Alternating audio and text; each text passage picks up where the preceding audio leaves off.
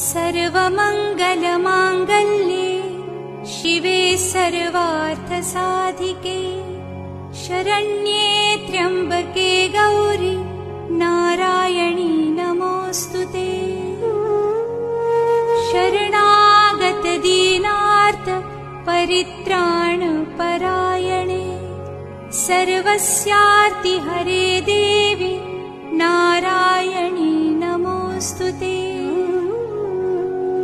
सर्वस्वरूपे सर्वेशे सर्वशक्तिसमन्विते भयेभ्यस्त्राहि नो देवी दुर्गे देवी नमोऽस्तुते।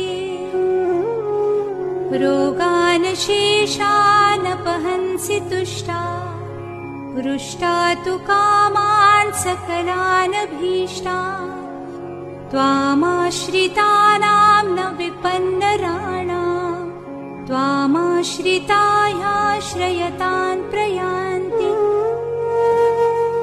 सर्वाबाधा प्रशमनं त्रैलोक्यस्याखिलेश्वरी एवमेव त्वया कार्यम् अस्मद्वैरिविनाशाय।